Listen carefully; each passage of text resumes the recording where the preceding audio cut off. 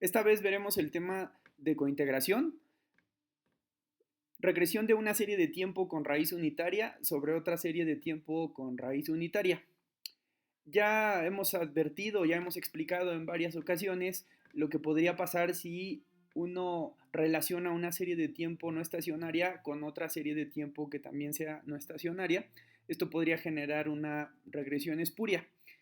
Eh, Sin embargo, ahora vamos a ver que podría existir otra posibilidad además de la regresión espuria. Esto lo vamos a identificar si sometemos a estas series de tiempo de manera individual a un análisis de raíz unitaria y encontráramos que ambas son no estacionarias, es decir, que contienen una tendencia estocástica. Para eso vamos a utilizar dos series que ya hemos venido trabajando, GCP e IPD, el gasto de consumo personal y el ingreso disponible o el ingreso personal disponible.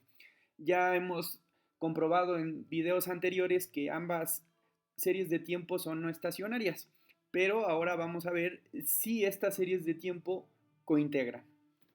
Entonces, para poder desarrollar esto, lo que vamos a tener que hacer es la regresión del logaritmo del gasto de consumo personal en función del logaritmo del ingreso personal disponible para identificar de esta regresión este término de perturbación estocástica. Se dice que dos series cointegran si una vez que identificamos que ambas series son no estacionarias, pudiera haber una relación entre ellas, en este caso el término de perturbación estocástica, que si fuera estacionaria. Ese es a grandes rasgos todo el tema de cointegración. Entonces, lo que vamos a suponer ahora es que si nosotros sometiéramos al término de perturbación a un análisis de una prueba de raíz unitaria y descubriéramos que es estacionaria, entonces lo mismo que podríamos decir que es integrada de orden cero, esta sería una situación interesante, pues LGCP y LIPD, o IDP en este caso, son individualmente I0, es decir, tienen tendencias estocásticas y su combinación lineal es I0. Para dejarlo un poco más claro, lo que estoy diciendo es que esta serie es no estacionaria, esta otra tampoco es estacionaria, pero entre ellas hay una relación, que es este término de perturbación, que sí es estacionario. Si esto llega a ocurrir, entonces podemos decir que esta no sería una regresión espuria. En todo caso, diríamos que esta es una regresión cointegrante y que entonces estos parámetros, los que salieran, las estadísticas que salieran de estos, serían válidas, pero por eso tenemos que hacer el procedimiento correspondiente para identificar si se trata de una regresión espuria o se trata de variables que están cointegradas. Bien, eh, en resumen, en tanto se verifique que los residuos de las regresiones, como la que acabamos de ver hace un momento, tienen términos de perturbación I0, entonces la metodología tradicional de regresión aprendida hasta ahora sí podría ser aplicable a las series de tiempo, como les decía. La contribución valiosa de los conceptos de raíz unitaria y de cointegración es que obligan a determinar si los residuos de la regresión son o no estacionarios. Como observa Granger, una prueba para la cointegración puede considerarse como una prueba previa para evitar las situaciones de regresión espuria. Entonces, en el lenguaje de la teoría de cointegración, esta regresión que nosotros acabamos de ver anteriormente se conoce como una regresión cointegrante y el parámetro de beta 2 como el parámetro cointegrante. Entonces, vamos a identificar que esta prueba de cointegración en las publicaciones especializadas, en los journals, en las revistas de investigación, se han propuesto varios métodos para probar esta cointegración. Aquí nosotros vamos a considerar un método relativamente sencillo, que es el de la prueba de raíz unitaria, la Dickey-Fuller, o la Dickey-Fuller aumentada. La ventaja que tenemos es que en los videos previos hemos explicado detalladamente ambas metodologías y ahora van a ver lo sencillo que es, porque básicamente lo que se hace es aplicar estas dos pruebas, pero ahora sobre los residuos estimados a partir de la regresión cointegrante, la que explicamos anteriormente. Entonces, para explicarlo quizá de manera más sencilla, lo que les diría es que la prueba de Engel y Granger y la prueba de Engel y Granger aumentada es básicamente el símil de la prueba Dickey-Fuller y Dickey-Fuller aumentada, solamente que ahora se hace sobre la regresión cointegrante. Entonces, las pruebas Dickey-Fuller y Dickey-Fuller aumentada se conocen en este sentido como la prueba de Engel y Granger o la prueba de Engel y Granger aumentada. Para que quede más clara esta explicación que acabo de dar, voy a realizar el experimento empírico a través de los datos que ya tenemos en la base de datos series de tiempo y voy a abrir R para que podamos desarrollar el ejercicio completo. Como siempre, y para ya no perder nada de tiempo, he avanzado aquí en algunos de los comandos para que podamos ahorrar mucho tiempo. El tema se va a llamar cointegración de series de tiempo, el ejercicio es el de la página 762, entonces ya borramos las variables, instalamos librerías, importamos los datos, generamos las series como series de tiempo, les aplicamos logaritmos y ahorita justamente estaba aquí en la parte en la que les quiero mostrar esta gráfica. Esta gráfica es justamente la del gasto contra el ingreso. Entonces nosotros tenemos gasto e ingreso en la misma gráfica, medida en millones de dólares a través del tiempo, de 1940 a 47 a 2010. Y entonces lo que podemos ver es que las series parece que se acompañan. Entonces, en este caso, cuando parece que se acompañan, es cuando probablemente pueda existir este fenómeno de la cointegración. Pero bueno, para explicarlo a detalle, voy a comenzar con el ejercicio empírico. Entonces, como ya lo he explicado, lo primero que se tendría que hacer son pruebas de estacionariedad. ¿Cómo serían estas pruebas de estacionariedad? Bueno, las pruebas de estacionariedad, como ustedes ya habrán practicado bastante, las haremos justamente sobre las variables que identificamos podrían ser no estacionarias. Esto ya lo hemos hecho anteriormente, lo voy a hacer muy rápido nada más para comprobar. Este es el logaritmo del ingreso personal, estos son los correlogramas, esta es la prueba de raíz unitaria, que ya la hemos estudiado bastante, por lo menos para esta variable alcanzamos a identificar que es muy claro el p-value al decirnos que la serie es no estacionaria. En este sentido, vamos ahora que hemos terminado con la primera a probar la segunda. La segunda, que es el gasto de consumo personal, presenta características similares. Y cuando le aplico la prueba Dickey-Fuller aumentada, encontramos, de acuerdo al p-value, que tampoco es estacionaria. Entonces, hasta ahí vamos bien. Tenemos dos series que son no estacionarias, es decir, esta y esta no son estacionarias. Ahora, voy a correr la regresión para obtener justamente estos resultados.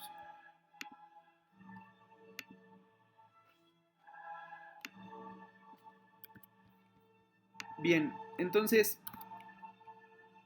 para someter el término de perturbación a un análisis de raíz unitaria, tendría primero que correr la regresión que acabo de comentar hace un momento. Pero para correr cualquier regresión en series de tiempo, como ustedes saben, primero tengo que unir todas las variables que voy a utilizar, en este caso el logaritmo de GCP y el logaritmo de IPD, y después correr la regresión para obtener los resultados que, como les decía, deben de ser idénticos a lo que nos muestra el libro. Entonces, acá tenemos estos resultados, acá tenemos lo que nos muestra el libro. Lo voy a hacer más pequeño para que podamos aquí comparar. Y vemos justamente que estos son los resultados. El intercepto, menos 0.19, el coeficiente dependiente, 1.011, que es esto que tenemos por acá. Y aquí lo importante también es identificar la R cuadrada y el Durbin-Watson.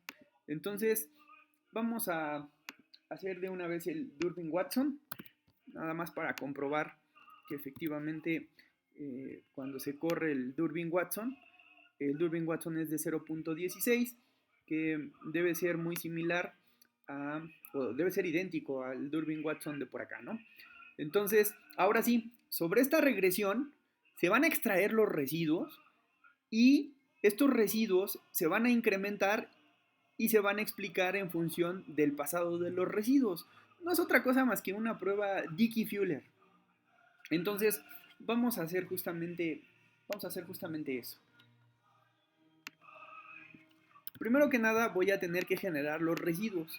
Y los residuos, como ustedes saben, se obtienen con el comando residuals.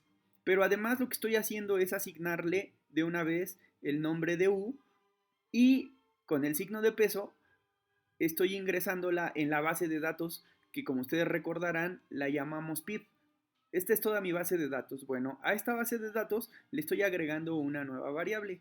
Para que ustedes puedan darse una idea de lo que va a pasar, voy a poner ahorita justamente la vista de lo que tendríamos en PIB. Entonces serían todos estos datos. Pero vean ahora, si yo corro esta línea de comando y vuelvo a pedir una vista sobre el PIB, entonces me dice ahora que ya está agregado el término de perturbación. Bien, entonces sobre ese término de perturbación es sobre el cual haremos la prueba de raíz unitaria. Pero antes de esto, nosotros vamos a tener que transformarla como serie de tiempo. Aquí lo voy a hacer, la transformación de la serie de tiempo. Como ustedes vieron, se encuentra en la columna número 8, por eso lo único que tendría que cambiar en el comando sería este valor de aquí, darle enter y entonces ya está creada la serie de tiempo. Aquí estoy creando una serie de tiempo y la estoy rezagando un periodo, más adelante les explicaré para qué, y cuando le pido que nos la muestre, pues entonces ya también ahí la tendríamos, ¿no? Esa nueva UTS. Bien, ahora, ¿qué vamos a hacer sobre UTS? Vamos a aplicarle las pruebas de estacionariedad. ¿Cuáles son las pruebas de estacionariedad que conocemos? Ya lo hemos repetido un montón de veces, pero aquí está nuevamente. Son el método gráfico, el correlograma, que se correrían con este único comando y que nosotros vamos a poder identificar por acá. Entonces, acá lo tenemos. Aquí están. Estos son los residuos. Estos residuos, junto con sus correlogramas, nos estarían dando una idea de si esto sería estacionario o no.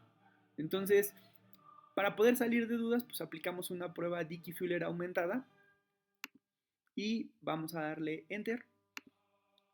Y bueno, aquí ya había puesto por la conclusión. Dice que no es estacionaria. ¿Pero por qué no es estacionaria?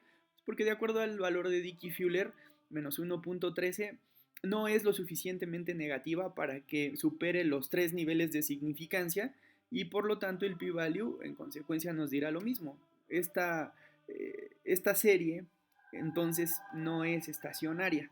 Entonces, como ya vemos que esta serie no es estacionaria, estaríamos hablando de que efectivamente podría tratarse de una regresión espuria.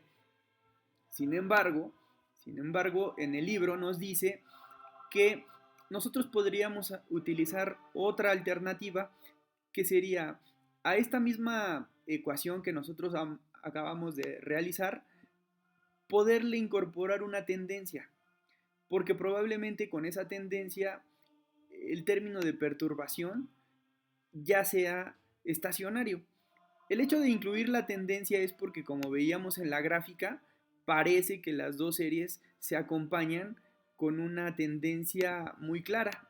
Lo que me refiero es a esta gráfica que está por acá y que cuando la corremos vemos que tiene clara tendencia. Entonces, si nosotros además le agregamos esa tendencia, podríamos capturar de mejor forma el fenómeno.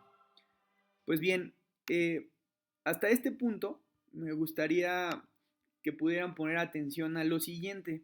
Aquí le he puesto una pequeña nota porque me gustaría que pudiéramos identificar cuatro casos que en la teoría que pudiera venir en el examen se van a analizar y que estos cuatro casos los voy a explicar a continuación. Si nosotros nos vamos al libro de Walter Enders, podemos identificar en el capítulo número 3 el tema de raíces unitarias y regresiones residuales. Ustedes tendrían que poner atención a esta parte. Una variable dependiente explicada por una variable independiente, es decir, la variable y explicada por la variable z. Ambas son variables independientes, una dependiente y una exógena, pero lo que quiero que identifiquen es qué podría pasar con estas series si al aplicarles pruebas de raíz unitaria se identificara que son o no son estacionarias. Bueno, pueden darse 4 casos. Estos 4 casos son los que se presentan en esta parte de aquí. Dice, el punto es que los econometristas tienen que ser muy cuidadosos en trabajar con variables no estacionarias. En términos de la ecuación 4.12, la que acabamos de ver, de y explicada por z, existen 4 casos a considerar. El caso número 1 es cuando y z son estacionarios. Si y y z son estacionarios, entonces cuando ambas variables son estacionarias, lo que aplica es el modelo de regresión clásico. Es decir, el modelo de regresión clásico es apropiado para este tipo de variables. Los que estén trabajando sus modelos en la materia de modelos multivariables, creo que esto es lo que tendrían que tener muy en cuenta. Si ustedes tienen 2 variables o 3 o las que sean, todas tendrían que ser estacionarias, porque si todas son estacionarias, entonces ahí sí aplica este tipo de modelos. En el caso número 2, cuando y y t tienen secuencias que están integradas de diferente orden, por ejemplo, si esta fuera estacionaria pero esta no lo fuera, entonces ahí no se podrían hacer regresiones. ¿Por qué? Porque las regresiones o las ecuaciones de regresión utilizando tales variables son ecuaciones sin sentido, no tendrían un significado estadístico. Para el caso número 3 sería cuando la variable y la variable z son secuencias no estacionarias, como este caso que ahorita estamos analizando. Si la variable y la variable z son secuencias no estacionarias y los residuales contienen una tendencia estocástica, entonces en este caso es en el que se presenta una regresión espuria, como lo acabamos de ver hace ratito en el ejercicio que acabamos de desarrollar. Vimos que eran 2 series que estaban integradas, es decir, que eran no estacionarias y que además poseían una secuencia que contenía una tendencia estocástica. Esto lo supimos porque el término de perturbación resultó ser no estacionario. Entonces, si las 2 variables y el término de residuo son todos no estacionarios, entonces eso sería una evidencia clara de una regresión espuria. Pero ahora vean el caso número 4, que es muy similar a este. ¿Qué pasa si ahora tanto y como z, las 2 secuencias, tienen un proceso integrado, igual que acá arriba, integrado, es decir, son no estacionarias, del mismo orden, y el residual sí es estacionaria, a diferencia de acá, donde dice no es estacionario, porque tiene una tendencia estocástica? Pero en el caso en el que sí fuera estacionario, entonces en estas circunstancias y z estarían cointegradas. Entonces, aquí están los 4 casos. Repito, son casos que tenemos que tener muy en cuenta siempre que queramos desarrollar un análisis econométrico para saber, por lo menos, que no estamos incurriendo en regresiones espurias, que estamos utilizando modelos de regresión clásicos de manera adecuada, o que probablemente estamos en una situación en la que podría no tratarse de una regresión espuria, sino de raíces o de modelos de series de tiempo cointegrados. Entonces, habiendo hecho esa explicación, voy a regresar justamente al ejercicio en el que nos encontrábamos. Llegábamos a este punto en el que las 2 series que son no estacionarias tenían residuos que están demostrando ser tampoco estacionarios. Entonces, esto podría considerarse sí como una regresión espuria. Sin embargo, aquí dice que vamos a volver a estimar la ecuación, esta, con la variable de tendencia. ¿Por qué? Por lo que les explicaba en la gráfica, vimos que tenía una tendencia, entonces vamos a agregarle esta tendencia, vamos a correr el modelo, vamos otra vez a extraer los residuos y vamos a ver si esos residuos son o no estacionarios. Bien, entonces vamos a hacerlo ya de manera empírica. Nosotros tendríamos ahora por acá eh, la sugerencia de otra especificación. Le voy a poner incluso aquí para poder tener cierto orden, que se sugiere otra especificación, ahora incluyendo la tendencia. Entonces, para poder incluir esa tendencia, como ustedes saben, voy a tener que generarla. Esta tendencia se genera como una secuencia desde 1 hasta 244 y luego la transformo como serie de tiempo y así es como construyo mi serie de tiempo de tendencia. Incluso la voy a agregar a mi base de datos para que también la tenga lista para cuando se requiera. Y enseguida voy a unir todas las variables para poder generar la nueva regresión. Y en este sentido, pues ya tener listos todos los elementos para generar mi última regresión. Entonces, vamos acá y aquí está, todas las variables unidas que voy a necesitar. La misma que hace rato, LGCP, LIPD, pero ahora agregando la serie de tendencia.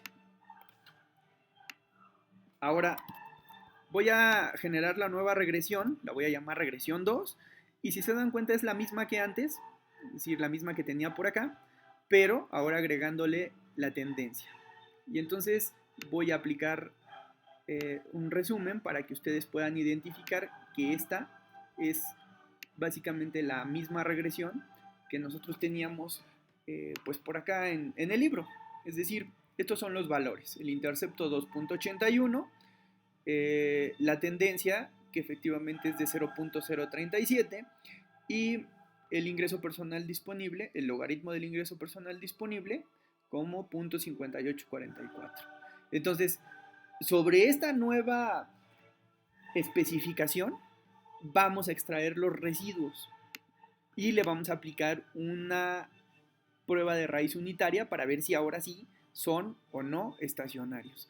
Entonces, lo que vamos a hacer a continuación, además de también aquí aplicarle una prueba Durbin-Watson para que vean que también tiene los mismos valores que nos da en el libro, 0.2956, que es 0.30. Y entonces ahora sí vamos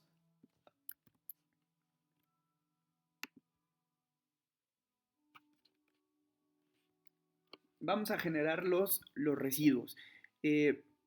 Dijimos ahora que estos residuos que nosotros vamos a generar nos van a servir para saber si esta serie efectivamente es estacionaria o no estacionaria. Bien, entonces vamos ahora a construir la serie de tiempo ETS. Entonces, ¿quién sería ETS? Le vamos a dar un nuevo nombre, le vamos a llamar E, a diferencia de la que estaba acá, porque ahora esta E va a ser la que se obtenga justo de esta regresión, ¿no? Entonces, vamos a ver cómo obtuvimos los resultados. Aquí vamos a darle copiar, nos vamos a ir para acá y entonces vamos a darle aquí pegar y vamos a ver que a esto se va a llamar ahora regresión 2 de los residuales y esta en vez de U la vamos a llamar E y entonces le vamos a dar RON y después voy a construir estos como series de tiempo. Esto ya lo habíamos hecho por acá. Vamos a básicamente copiar esto y vamos a pegarlo por acá. Y entonces ahora cambiamos porque ahora se llaman ETS. Y ahora este no está en el octavo, sino, a ver, déjame ver si está por acá. Está en la novena posición, no, décima, 1, 2, 3, 4, 5, 6, 7, 8, 9, 10. Es en la décima posición, por lo tanto, entonces aquí le cambiamos a 10. Le vamos a dar Enter. Y ya que lo tengo identificado como ETS, como serie de tiempo, a este nuevo error, le voy a aplicar ahora sí las pruebas de raíz unitaria que ya conocemos bastante bien, porque ya las hemos practicado bastante. Y estas pruebas no son otras más que el método gráfico y el correlograma que se hace con esto. Entonces vamos a ver ambas. Aquí lo tengo, ¿no? Voy a comparar rápidamente los residuos U que teníamos antes, vean ustedes, y los nuevos residuos. Si se dan cuenta, ahora que le dé RON, esto es como que se va a analizar un poquito más. Entonces, vamos a ver esto. Perdón, aquí. Ahí está.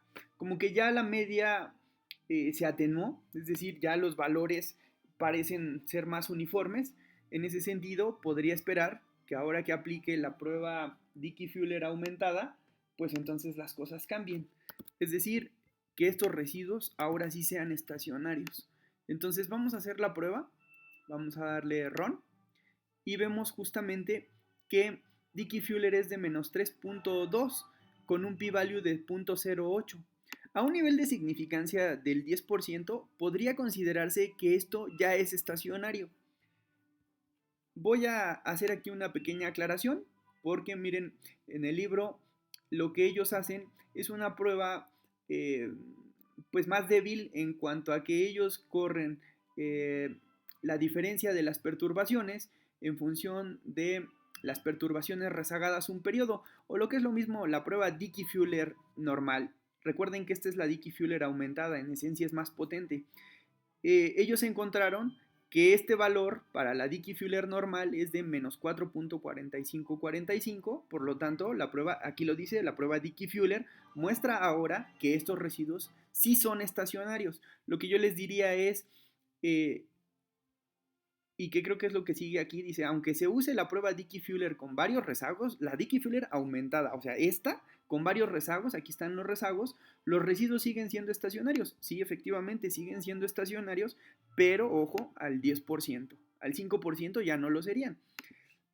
Estas son quizá las ventajas de conocer a detalle la prueba y saberla aplicar de manera adecuada. Entonces, vamos a suponer que, igual que aquí en el libro, a un nivel de significancia del 10%, repito, del 10%, esto sería considerado una serie estacionaria. Entonces quiero decir, los residuos ya son estacionarios. Bien, entonces regresando un poquito a lo que les había explicado hace rato en el libro de Enders, ¿en qué caso estaríamos? Estaríamos justamente en este caso. Habríamos pasado del de la regresión espuria, en donde tanto la variable como la otra variable son del mismo orden, es decir, son no estacionarios, y el término de perturbación también sería no estacionario. Bueno, ahora estamos en el caso 4, en donde ambas variables son no estacionarias, pero ahora el término de perturbación, ahora sí es ya estacionario. Entonces, en este caso, cuando las dos variables son no estacionarias y el término de perturbación sí es estacionario, se dice que entonces están cointegradas. Y así es como se prueba la cointegración de dos series. Entonces, aquí se estaría comprobando que las series están cointegradas, y siempre que las series estén cointegradas, pues vamos a poder proceder al siguiente tema, que es el mecanismo de corrección de errores. Sin embargo, para que no quede ninguna duda, de lo que hemos hecho, les voy a presentar ahora la demostración de cómo podríamos obtener los mismos resultados que obtiene el libro, que son justamente pues estos que están por acá, ¿no? Ustedes corrieron la regresión ahora con la tendencia, extrajeron los errores, y en el libro, cuando se extraen los errores, aplican una diferencia al término de perturbación, que es esta diferencia a este nuevo término de perturbación, y luego al término de perturbación se le rezaga, que es esta parte que tenemos por acá. Unimos todo, corremos la regresión y en consecuencia tendríamos que obtener estos mismos resultados. Entonces vamos a darle RON, RON y RON, y que nos muestre los resultados. Y aquí están los resultados, que son exactamente los mismos que tiene el libro. Menos 0.1498 con una T de menos 4.45. Esta T es más negativa, claro, que esta T, pero es porque esta prueba es más potente, es la prueba Dickey-Fuller aumentada. Bien, entonces nos quedamos con esta, en ambas tenemos los mismos resultados. Y como les decía, ahora sí, vamos a ver cómo podemos encontrar un mecanismo de corrección de errores. Entonces vamos a ver aquí otro apartado en el que una vez que hemos entendido qué es la cointegración, ahora sí podemos aplicar un mecanismo de corrección de errores. ¿Qué es ese mecanismo de corrección de errores a grandes rasgos?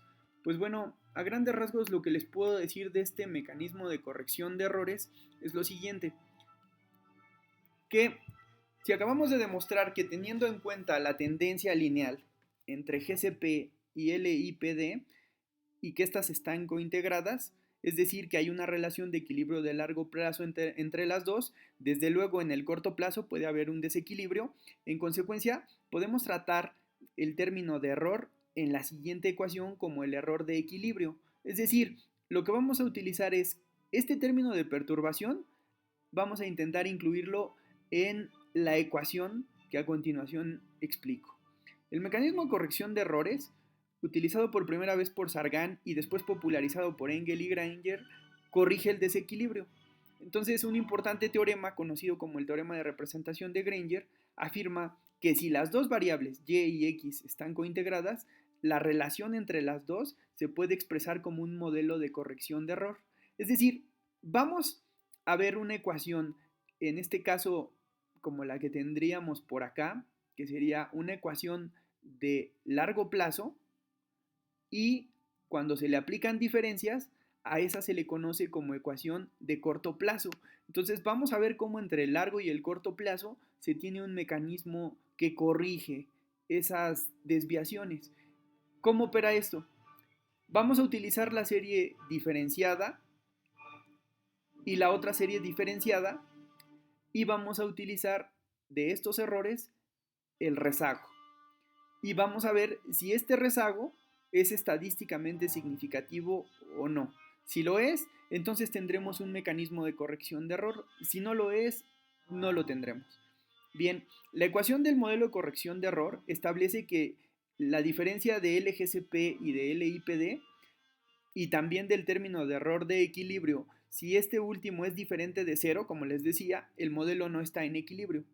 Ahora, supongamos que LIPD es cero y que el término de perturbación es positivo. Esto significa que el logaritmo de GCP rezagado un periodo es demasiado alto para estimar el equilibrio. Es decir, LGCP T-1 estaría por encima del valor de equilibrio y viceversa, si es que el valor en este caso es el contrario.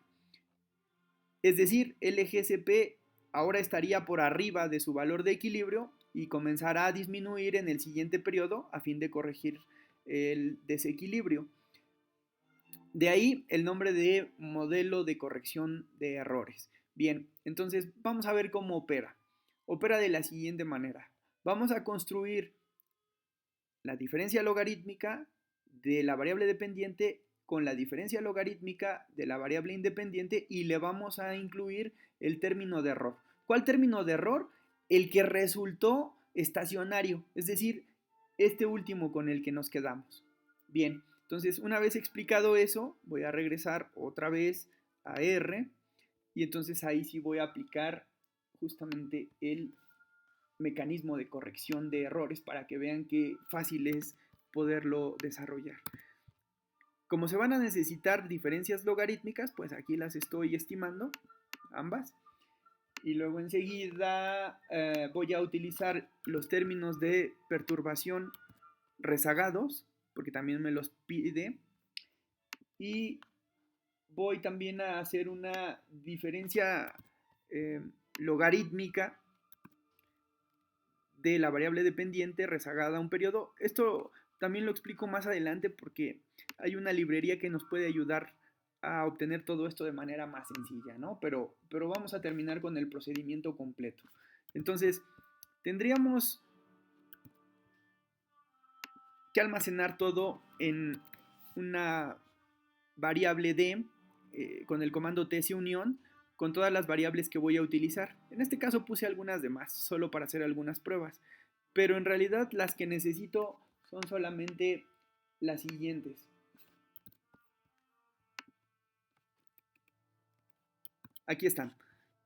Voy a regresar la diferencia logarítmica del gasto de consumo en función del ingreso personal disponible más un término de perturbación estocástica y la diferencia logarítmica. Es decir, aquí estoy haciendo una prueba muy completa, pero lo que yo intento hacer ahorita es replicar eh, lo que vimos acá en el libro, que sería esta, LGCP en función de IPD y del término de perturbación.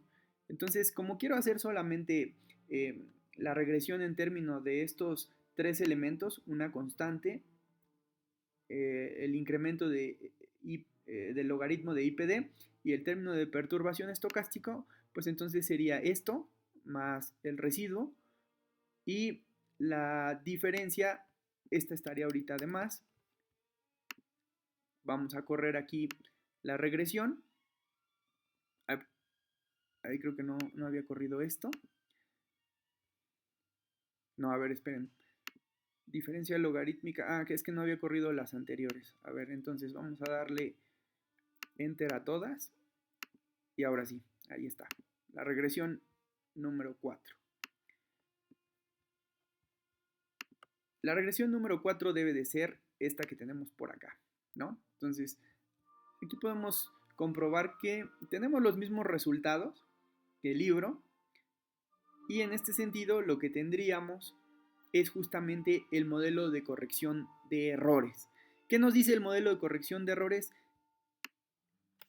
Que este valor que ustedes ven aquí tendría que ser negativo y estadísticamente significativo.